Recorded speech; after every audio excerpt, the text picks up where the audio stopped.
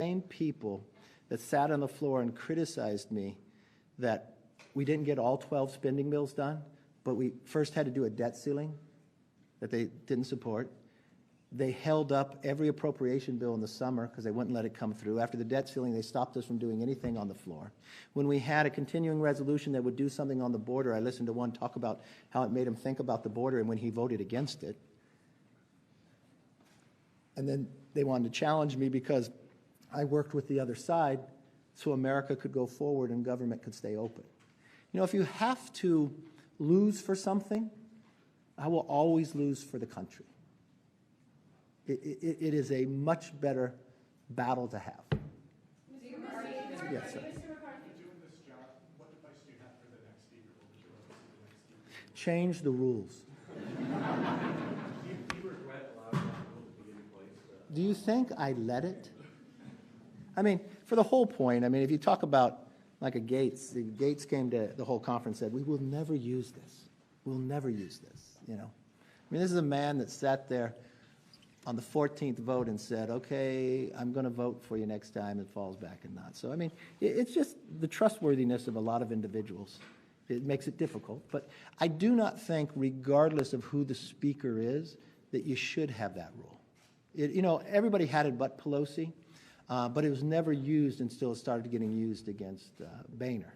And if the entire other, if you can always count on the other party to vote in a block against it, then you're allowing 4 to 5 people to control whatever. So it doesn't matter even if you have 96%.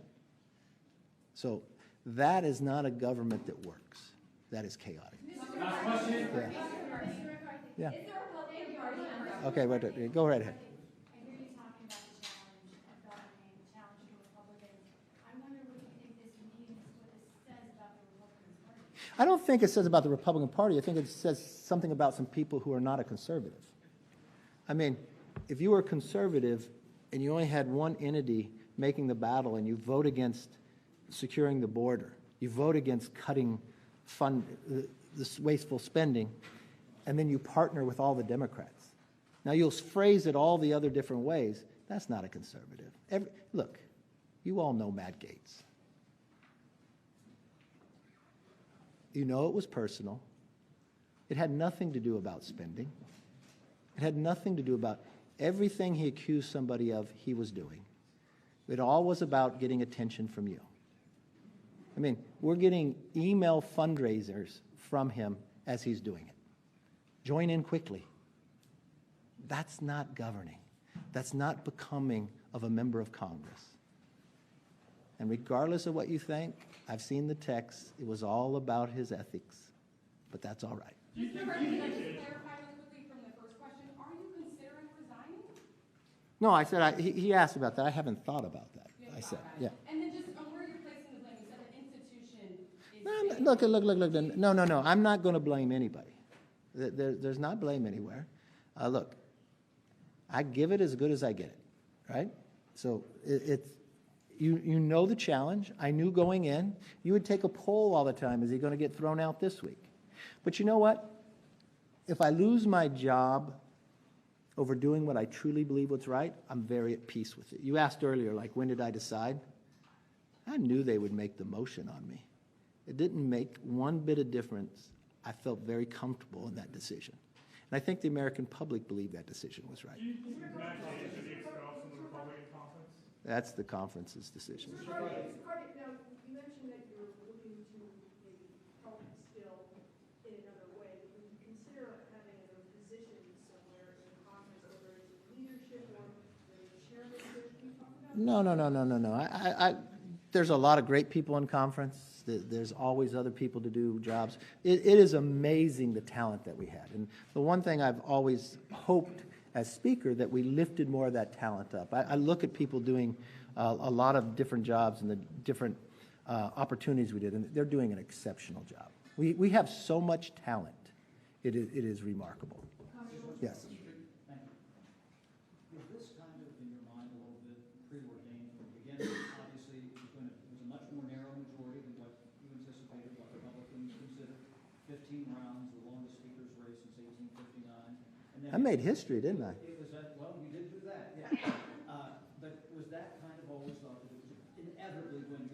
because of the narrow majority and because the writing might have been on the wall to close up the impeachment? Well, would any of you think, if it took that long and you had a one person, you knew it was always a possibility, so that was fine. Didn't bother me, didn't change any of my decision I made. But it was interesting, I read a tweet the other day of Matt Rosendale. He goes to Mass every day. But you know what he said his prayer was all last year? That Republicans didn't have a big victory, that they had a narrow victory. When you have members like that are part of your team, you got a tough team. You know, look, when I was in business, I got to hire and fire who worked with me. Somebody else hires them, somebody else fires them. My job was to inspire them. I think we did some good work, and I think we'll continue to do great work. Yes, sir. Can you reflect back on 2010 when you guys were the young guns, right? You, Paul Ryan. Eric Cantor, yeah. Now, all three of you guys have been essentially. Well, we're not that young anymore. Well, all three of you have been pushed out by so-called more conservative members. How do you reflect? No, let's be fair, and it's wrong that you ever say. They are not conservatives. They voted against, one, the greatest cut in history that Congress has ever voted for, $2 trillion. They voted against work requirements. They voted against NEPA reform. They voted against border security. They voted against... They don't get to say they're conservative because they're angry and they're chaotic. That's not the party I belong to. The party of Reagan was if you believed in your principles that you could govern in a conservative way. They are not conservatives, and they do not have the right to have the title. Yes. Are you worried that Donald Trump has turned your party in this direction, that it makes it difficult to govern, it makes it difficult to get conservative wins? Why do you say that? Because your question doesn't hold true to history. When Donald Trump was president, we did tax reform. You can look at all of our different successes. So, I mean, you may dislike the policy, but we've been very successful. You watched the Abraham Accords. I mean, you can go victory after victory. The price of gas, we were energy independent at the time. We had more businesses growing at the time. We didn't have to evacuate our embassies. You know, it's easy on its merit to see the difference of what Biden has destroyed America to what the policies we were able to create. Yes, sir. Can I ask you, what about your conversation with King Jeffries? What did he ask from you? What were you asking from him? No, we didn't ask for anything. You didn't ask for anything, you didn't ask any impeachment inquiry or anything like that? No. And you know, I have a lot of respect for Hakeem. He wants to win the majority. I heard what they said in conference, you know. Why would they vote for me if I've won every time as leader? I raised 70% of all the money. It's an opportunity for them. The real question to the 8, why would you enable and allow the Democrats to do it? That's the question, yes. Do you regret making concessions to those holdouts? What concessions did I make? You could have leaned towards Democrats to give them possibility. To what? To secure your speakership in the first. Look, I'm not going to, no. I'm a Republican. I win by Republicans and I lose by Republicans. It's not that way. And so, did I work with, I believe you should work across the aisle. I worked across the aisle at times. Do I want to make the bill the most conservative possible? Yes, that's the goal. It's difficult when you can't get 218 for the conservative bill. And then they want to challenge you when you went and solved and kept the government open. Yes, sir. For the last few months, you've been a firewall against the debt ceiling crisis, government shutting down. We did pretty well, didn't we? How big of a risk do you think a shutdown is in November without you as speaker? Oh, other people can do the job. You know, it's interesting. I've never received so many texts from so many senators about how big a play we just did the other day, or how many congratulations about the debt ceiling and the other. I mean, if I would go back to the days before the debt ceiling, none of you even thought I'd get a meeting with the president. All of you'd ask me, is it going to fall off the cliff? End of the day, we worked an agreement out. Some of those people got mad about it, but 2/3, the highest number of Republicans ever voted for a debt ceiling when you had it. And you only negotiated based upon the deal we went. That was the moment they wanted to go after, and that's what they continued to follow through. You mentioned that Yeah. you don't mind negotiating, and you think that's part of the job. So You should. Look, government's designed that you have to have compromise. No, you can't get everything that you want. You know, you got a House, you got a Senate, but you had more to the question. Well, my point was, my question was just going to be that some of the criticism leveled at you today by both Democrats and by Republicans is that perhaps you've been too transactional. In which way? Part about keeping your word. In which word did I not keep? Name one thing I did not keep. Gates says that there's several things you didn't keep from January. Oh, no, tell me. What did Gates say? What did I not keep in Gates' mind? Because Gates had never been a part of a discussion. Just because Gates said something, don't believe it's true. I haven't heard him say one true thing yet. Democrats say you reneged On what? the ceiling bill, On what? on the debt ceiling. That is not true. So no. If you're going to ask the question, you're going to say it. Tell me how I did something different on the debt ceiling bill. Any of you. Tell me what I did different on the debt ceiling, that I didn't keep my word. You said it was a floor, you said it was a ceiling. Is it not a ceiling? Okay, this is the Okay, no. When you agree to spending levels, that's the maximum amount you can spend. This is what is wrong with Washington. Because it's the height that you can spend, you can also spend less. We're a different body. So does any of you believe then the Senate broke their word on the debt ceiling? Because they spent more than the limit. But somehow I'm wrong because I want to save the taxpayers more money. We're our own body. I have 2 children. If I give them each $100 for dinner and one spends 100 and one spends 80, am I going to yell at the one who spent 80 and said, oh my God, you got to spend it all? It's not our money. And why am I getting criticized because I'm fighting for the American people that we can eliminate waste? And you know what? We're our own body. So if we can pass the bills, and the Senate can pass the bills, but they pass them higher, but they haven't passed anything, somehow I'm wrong? I kept my word. I did not spend over the limit. They broke their word. You don't feel you're too transactional, Okay, you used the word, how was I transactional? If you ask a question, I want you to show an example. Give me an example. The definition is basically this for that. So what did I do this for that? Well, on the Ukraine, on the CR, you've been talking about leaving in, leaving it out, and then finally you put it out. No, you're making no sense. What transactional did it? No, I did no transactional. I tried to pass a conservative stopgap measure that secured the border and actually cut spending. When that didn't go, the only bill that was going was sitting over in the Senate that had a stopgap measure, disaster, and Ukraine. I made a decision as Speaker to keep the government open, and I put something on the floor. And let me get this straight to all of you. Because someone said I did wrong. 72-hour rule, I'm the only one who's lived by it. We're the ones who created it. We never broke the 72-hour rule. The bill I put on the floor was a suspension, which takes a 2/3 vote. And you know what? You can put a suspension on a rule, and you can waive it based upon the leadership. That's exactly what I followed. So my question to you is, when somebody says something, don't take it that it's gospel. Why don't you ask them to point? When Gates said I didn't follow, said, show me one place. You saw Massey, Thomas Massey, who is the hardest line person, say we followed all the rules all the time. That he was in the room when the agreement was made, and then we surpassed what we said we would do. So if you ask me a question, I'm going to answer back, because when it's not true, it's not fair. How important is it that the Speaker of the House be a member of the institution? Some members are floating in former President Trump. They always float some of the Yes, you had. Okay. First of all, you got to be in the institution to understand how it works. And look, it's legal to have somebody else. I just do not think that would ever be good. Do I regret?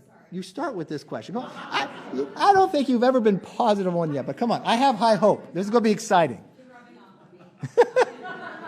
That's a good thing. I actually don't think you're out yet. But do you regret not reaching out personally to people like Nancy Mace, Tim Burchett, who sat down on the House steps today and told reporters that you said something condescending to him? Okay, let's get through this. I personally like Tim Burchett, and I called Tim Burchett because I read his quote. And Tim Burchett's a friend of mine, which I'm kind of shocked by this. And Tim Burchett, in his quote, said he's leaning towards no, he's on CNN, but I'm going to pray about it. So I pick up the phone and call him because I didn't think he was already there. I said, Tim, I read your quote. You said you're going to pray about it. I wanted to talk to you about it. And somehow he construes that I'm a Christian. I'm not going to offend somebody. I simply read his quote back. I thought there was still an opening, and I wanted to talk to him about it. He never mentioned anything when we were communicating like that. And he said, Nancy Mace is a whole nother story. Okay? Let's just be honest here. This is the one that I just got a text from her primary opponent saying, "Why'd you spend $3 million?" But I called Nancy Mace's chief of staff yesterday, and because I called the chief of staff. Well, she was on The View saying I didn't keep my word, so I didn't know what to. Listen, I can't say this in the press, but okay. But so no, you'll keep it among yourselves, right? Wait till my book. No. So I call her chief of staff because, I don't know, maybe I don't connect her with something else, but I just said to him, I said, can you please tell me, I don't understand, where have I not kept my word? You know what her chief of staff said? You have kept your word, 100%. Members come to me, and one thing, I don't like the idea that a member comes and tries to leverage me. I don't go for that. You know, I'll vote for the bill you do. That's not well. But if you have a problem with the bill, I want to help you.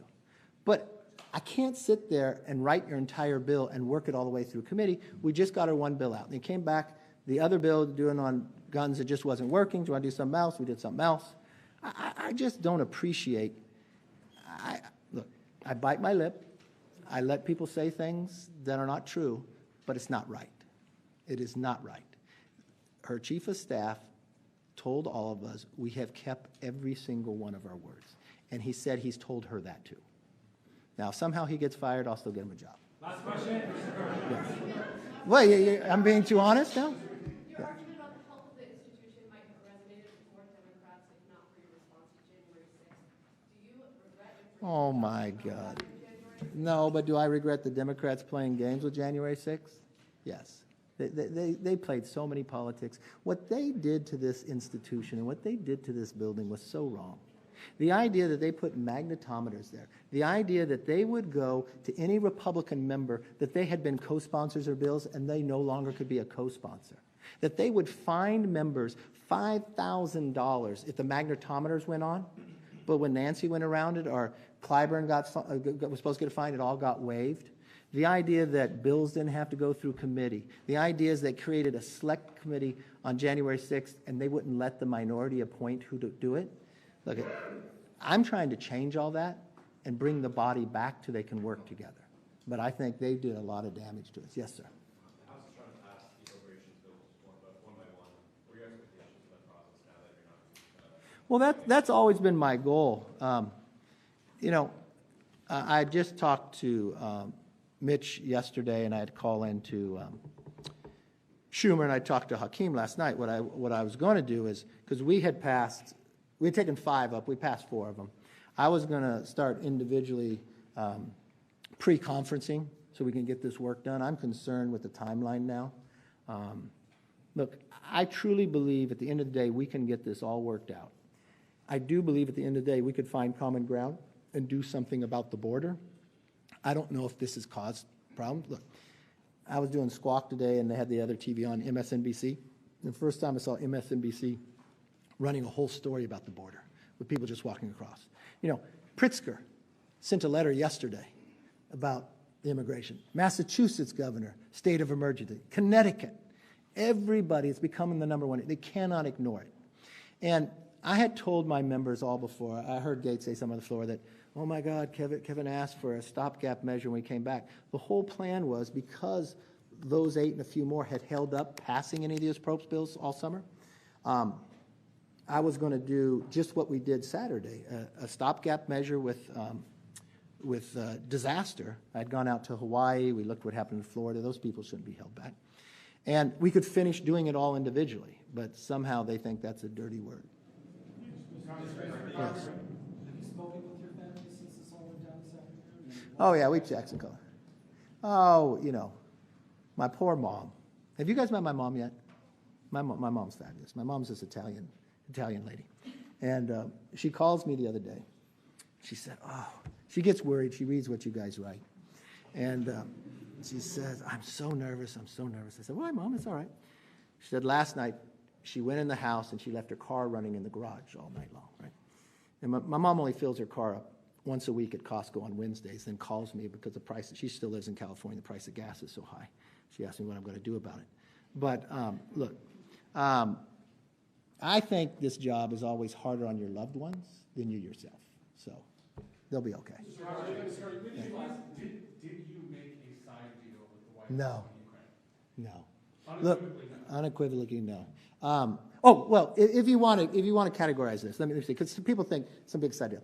I did tell when we were doing the stopgap measure, there was a concern in there, does it have transferability on money?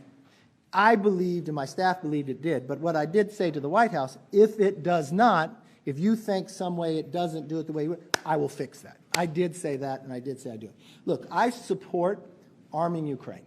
That doesn't mean sending them cash, but arming Ukraine. But I have been on the White House even before they sent this supplemental. I said, you guys are doing it all wrong by just sending us a supplemental. And I think the president is failing here because he's not telling the American public what is the mission. Now, we have a lot of members who are Navy SEALs who've been in theater and F-18 pilots, and they're frustrated. They want to support, but they don't want to support an ever-ending war. They want to see what's going on here. And I've really been on the White House. You've got to come down and talk to them about it, but you should listen to them and the prospects. I'm really concerned, though, long-term. What's happening around looks a lot like the 1930s. A lot of actions that Putin takes is very similar to Hitler. If you are history buffs, you'll know Hitler served in the World War I army, right? He hated that his country collapsed, and they signed the Treaty of Versailles. And what did he do? He ran and created a new party and ran in democracy again and again and again until he won. And when he won, what did he do? He took the freedoms away. And then he rebuilt his military, and even though it went against the Treaty of Versailles, the world powers said nothing. And then what did he do? He took part of Czechoslovakia. He took Austria. And then he told the entire world he was going to take the rest of it on a given day. So now the world power could not sit back, so in come Neville Chamberlain. But what had happened? Well, Hitler loved it because he was equal now to the world power, but he saw weakness. Neville Chamberlain made him sign a piece of paper and told us peace for our time. And then he invaded Poland the next year, and World War II began. If you study Putin, Putin didn't serve in the Soviet Union army, but he served in the KGB. He hated that his country collapsed to the West. He hated it so much when Gorbachev died, he still didn't attend the funeral. What did he do? He rebuilt his military. But he learned something. A military makes you strong, but dependency makes you weak. He rebuilt it by selling his natural gas to Europe. But when his pipeline that went through Ukraine, when they changed power, he didn't want to pay. So he proposed a new pipeline, Nord Stream 2. Everybody loved it. America at least sanctioned it. Merkel said, great. But what did he do when he rebuilt his military? Invaded Georgia, took part of the Donbass, took Crimea. And the world powers really didn't say much. But then when he parked 100,000 troops on the border of Ukraine, and after he watched Afghanistan collapse, that's going to give us challenges for the next 2 decades. He got his meeting with the world power. So in comes Biden. And what does Biden do? He lifts the sanctions off Nord Stream 2, but asks nothing for it. Putin misreads that and invades Ukraine, thinking it would collapse in 2 weeks based upon Afghanistan. But now we have something even worse that's happened in the 1930s. Before Hitler moved, he created an axis of power, right? With Italy and Japan. all countries who wanted to expand their sphere of influence. Before Putin invaded Afghanistan, what did he do? Create an axis of power with China, North Korea, and Iran. All countries who want to expand their sphere of influence. So what we do here is very important. We can't sit there and just collapse it, because it'll look from Afghanistan. We can't just throw money at it. If we provide the weapons to be successful, but why it's so much personal to me, in 2014 or 2015, when Putin invaded the first time, I went to Ukraine. And then I came back. And I took a bipartisan group, and we went to the White House. And we sat in the Situation Room with then the vice president who was in charge of Ukraine, Joe Biden. And we advocated, let's sell them javelins so they can stop tanks. So they wouldn't invade. He said no. And he said Europeans wouldn't want it. I said, well, why don't we sell them to them now and keep them in Poland then? Didn't think that was right. And I fear of making the same mistake twice and sending the wrong messages. But the thing I would tell everybody is more Americans are dying on the southern border than are dying in Ukraine. Each and every day, a plane of Americans crash from fentanyl. And I don't understand how the White House continues to ignore it. My whole plan, and I've been up front from the very beginning, what I would say, if you want anything on Ukraine, we got to do something with the border. Mr. McCarthy, you mentioned earlier you regret helping get some of these. I was joking. They're all right. Considering supporting primary challenges to any of these 8 Republicans? Well, you know, one of the things, when I was running for Speaker, that said I couldn't get involved in primaries. But I told the conference I'm a free agent now, aren't I? I think I'm pretty good at electing people. Mr. McCarthy, when was the last time you spoke to President Biden, and do you expect to now? You know, I was thinking about that. It's been a long, long time. I couldn't remember when I spoke to him last. You know, I've worked with a couple different presidents. I would have thought, I thought we had built some respect for one another going through the debt ceiling. I know he got frustrated with me, but, and I have a great deal of respect for the people in his office I worked for. Ricchetti and all of them, I think they're, look, we have different philosophies, Schwanza and the others. They're smart. I respect them. They were honest. And I thought we made a good agreement. As a president, I would engage more. I think being hands-on, look, you're the leader of the free world. All the other presidents, I think bringing people together is a better way, talking through stuff. When you're in those rooms, you can talk about all sorts of things. Do you think opening an impeachment inquiry into him and the behavior of his son might have contributed to that? To what part? Part about you guys not communicating very much? No, let's talk about that. You guys play, and remember what impeachment inquiry is. It is simply the ability to give the House, Republicans and Democrats, the power when you request for information. So if you were lawmakers, and I hold you in high esteem because you are investigative reporters in America, you're supposed to cover this stuff. When I came into power, I didn't know any of this. I did not know when he was vice president that his family created 20 shell companies. I had no idea about that. Not saying that's wrong. I did not know they got 16 of the 17 payments from Romania while he was vice president, and he was supposed to be in charge of Romania. I didn't know that. I had no idea when a whistleblower came to us and said that the FBI has an informant they still pay who claims that the president was bribed by $5 million. And what's interesting, we had to fight to get that document. And when we got that document, it said it would be hard to find because he has a lot of shell companies. Then I had no idea that IRS agents would come to us. How would I know? They'd come to us and say, look, we've worked for 16 years. We don't have any political basis on the other side, but we're concerned with what's happened here. That DOJ allowed the statute of limitations to run out. That they weren't allowed to interview Hunter because when they went and told the FBI, they told them. And then they even told the inaugural committee, I didn't know how that played in, that the DOJ would call Hunter Biden's attorneys and tell them that they didn't even know about a storage unit with all the papers before they could go there. The president told us he never had a meeting. He never talked to his son. Look, when he said he never talked to his son, I didn't believe that. And I don't think it's wrong if you talk to your son. I want you to talk to your kids about anything, right? Doesn't mean you're influencing something. But he literally, I had no idea that the partner to Hunter Biden that also served on the Ukrainian Energy Board said they would literally call into meetings. And then he said that they were getting a lot of pressure, Burisma, to do something about the Ukraine prosecutor.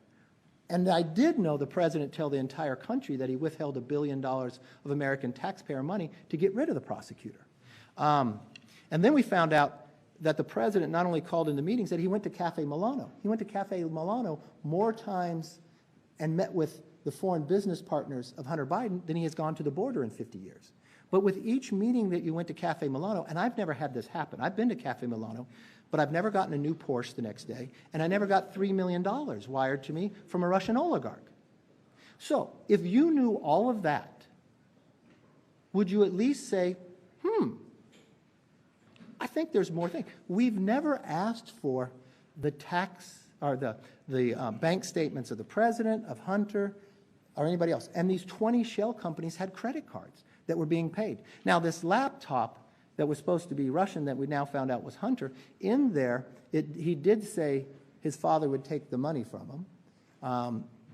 He did make, and we did find out that the president, I didn't know this when I became speaker, used another name while he was vice president for emails.